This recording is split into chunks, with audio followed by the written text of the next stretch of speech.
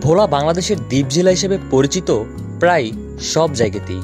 হ্যাঁ বন্ধুরা, ভোলা একটি আধুনিক শহর। অনেকেই কুইন আইল্যান্ড হিসেবেও চিনে থাকেন এই ভোলাকে। ভ্রমণ গল্পের আজকের পর্বে আপনাদেরকে দেখাবো ভোলা শহরের প্রতিটি দর্শনীয় স্থান ও এখানকার সকল সৌন্দর্যটি ভালোভাবে ফুটিয়ে তোলার জন্য আজকে আমি পুরো শহর ঘুরব রিক্সা করে। তো দর্শক, চলুন তাহলে ভিডিও শুরু করা যাক।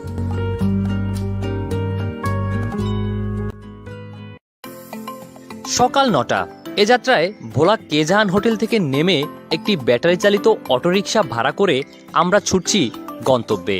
হ্যাঁ, আমাদের এবারের প্রথম গন্তব্যটি হলো এখানকার আধুনিক কারুকার্যে নির্মিত ভোলা নিজাম হাসিনা ফাউন্ডেশন মসজিদ, যেটি ভোলা শহরের মধ্যে একটি অন্যতম স্থান। চলতি পথেই দূর থেকে উকি মারছে মসজিদের মিনার দুটি। হয়তো আর বেশি দূরে নয়, খুব কাছাকাছি চলে এসেছি আমরা।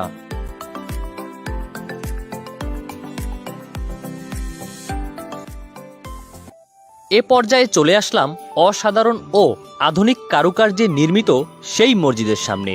মসজিদটি বাহির থেকে দেখতে বেশ চমৎকার। চলতি পথে এই মসজিদের দিকে চোখ পড়ে না এমন মানুষ পাওয়াই দায়। এবার ভিতরে প্রবেশ করে সেখানকার সৌন্দর্যের দিকে একটু চোখ ফেলা যাক।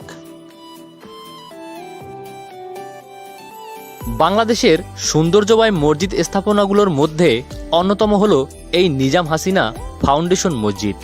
ভোলা শহরের উকিলপাড়ায় প্রায় 1.5 একর জমির উপর নির্মিত এই মসজিদ।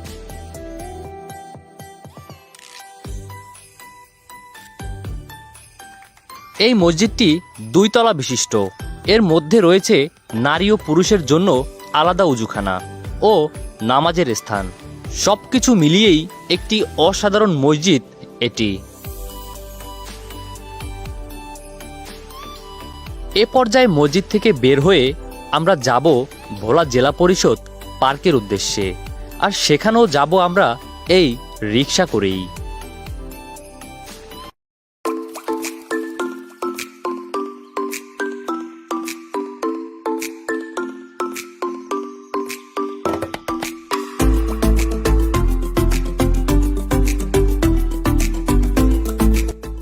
আমরা শহর থেকে একটু পিছিয়ে গিয়ে ভোলা সরকারি কলেজের গেট ও ঈদগাহ ময়দানের সামনে দিয়ে আবার শহরে প্রবেশ করে আমরা চলে যাব সেই পার্কের উদ্দেশ্যে।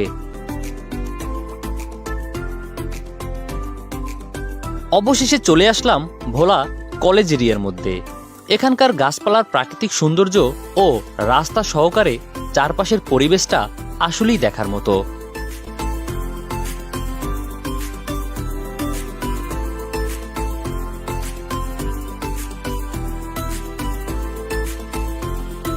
কলেজ গেট পেরিয়ে রাস্তা থেকে সেখানকার সৌন্দর্য চোখে আনার চেষ্টা করছি। হ্যাঁ, আসলেই প্রাকৃতিক পরিবেশে খুব সাজানো একটি কলেজ এটি।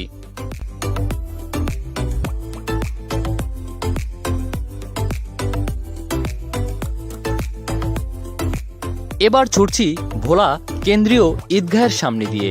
একদম ভোলা চরপেশন মেন সড়কের পাশেই অবস্থিত এই ঈদগাহ ময়দান।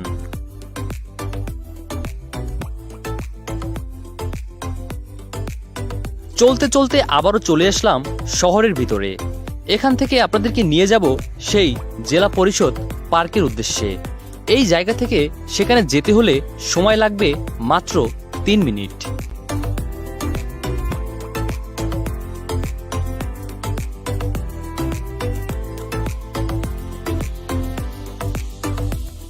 অবশেষে চলে আসলাম জেলা পরিষদ কার্যালয়ের সামনে।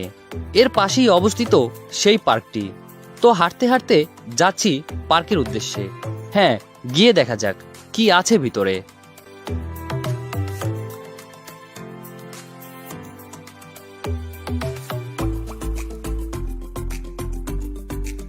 প্রবেশের সাথে সাথেই চোখে পড়ল লম্বা একটি পুকুরের মাঝে দাঁড়িয়ে রয়েছে বড় কিছু বক, কিন্তু বাস্তবে নয়, এগুলো স্টিলের তৈরি। যাই হোক না কেন, দেখতে কিন্তু বেশ চমৎকার।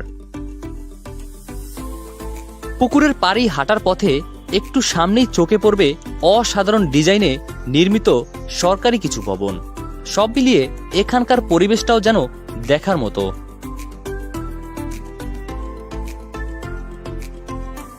এপাশ ওপাশ ঘোরার পরে এবার চলে আসলাম অন্য পাশে।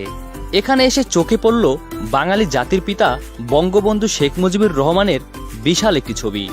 তার পাশেই রয়েছে বিশাল এক ভবন।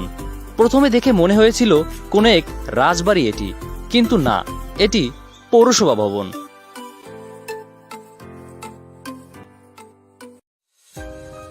এ পর্যায়ে এখানকার পর্ব শেষ করে আমরা এখন চলে যাব ভোলা সরকারি বিদ্যালয়ের 1918 সালের সর্বপ্রথম নির্মাণ করা ভবনের সামনে, যেটি অনেক বছরের পুরনো পরিত্যক্ত বিদ্যালয়।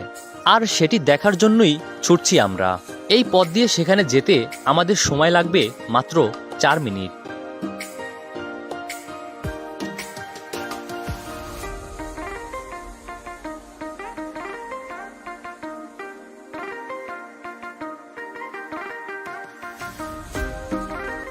ছুটতে ছুটতে অবশেষে পৌঁছে গেলাম জেলার সেই উচ্চ বিদ্যালয়ের সামনে। জ্যামের কারণে এখানে আসতে আমাদের সময় লেগেছে 6 মিনিট। বেশি দেরি না করেই সাথে সাথে প্রবেশ করলাম গেটের ভিতরে। হয়তো ক্লাস শুরু হওয়ার সাথে সাথেই এখানকার গেটগুলো বন্ধ করে দিতে পারে।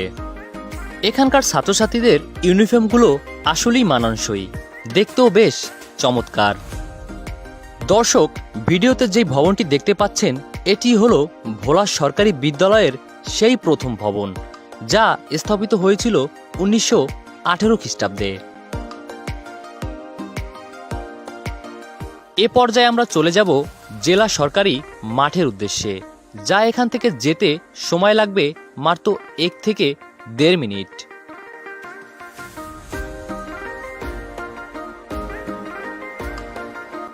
অবশেষে চলে আসলাম সেই মাঠে। এই মাঠের বিভিন্ন জায়গায় শিশুদের বিনোদনের জন্য রয়েছে নানা সরঞ্জাম। বিদ্যালয়ের ছাত্রছাত্রীরা তাদের টিফিনের সময়টাকে পার করে থাকেন এই মাঠেই।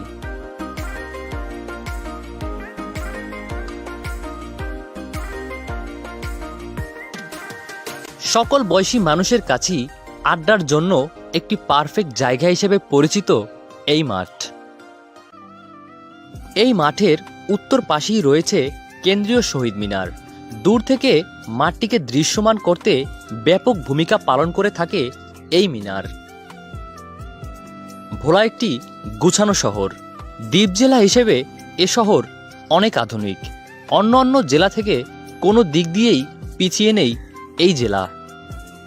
ভোলা জেলার সকল পর্যটক স্পটের ভিডিও চিত্র রয়েছে এই চ্যানেলে, চাইলে সেখান থেকেও একটু ঘুরে আসতে পারেন। তো দর্শক, ভিডিওটি যদি একটুও ভালো লেগে থাকে তাহলে পাশে থাকার জন্য অবশ্যই একটি সাবস্ক্রাইব করে দিবেন। তো আজ এখানেই বিদায়। আল্লাহ হাফেজ।